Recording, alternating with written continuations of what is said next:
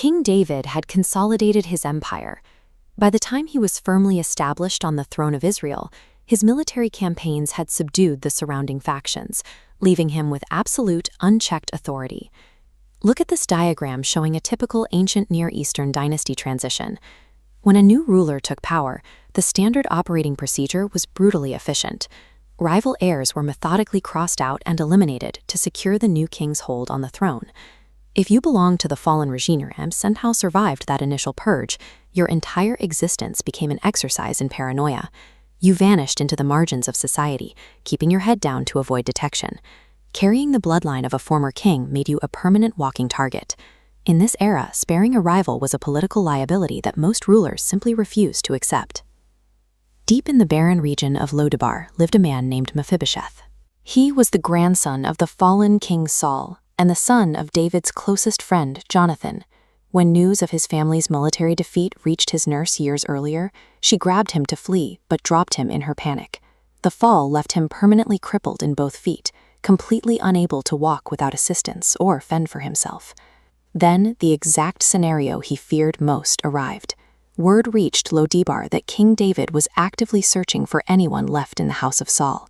Mephibosheth's hidden exile was over. The royal guards summoned him to Jerusalem.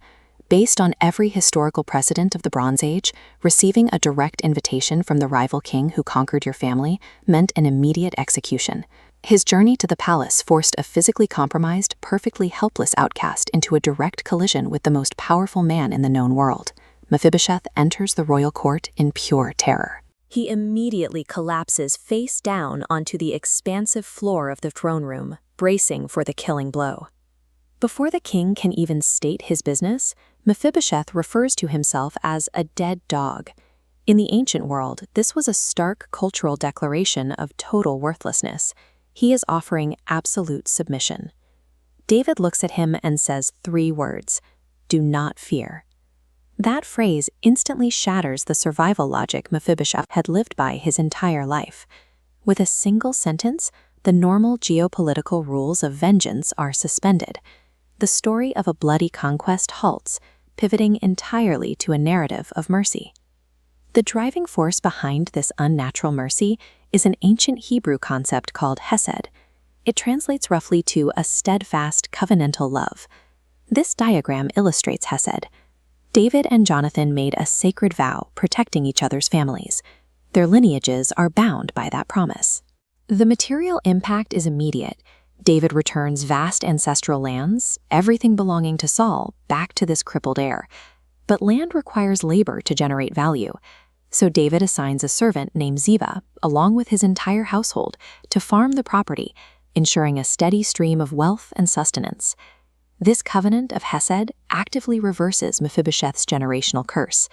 David guarantees his financial future, turning a certain death sentence into permanent prosperity.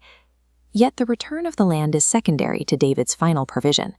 He tells Mephibosheth that he will eat at the royal banquet table continuously.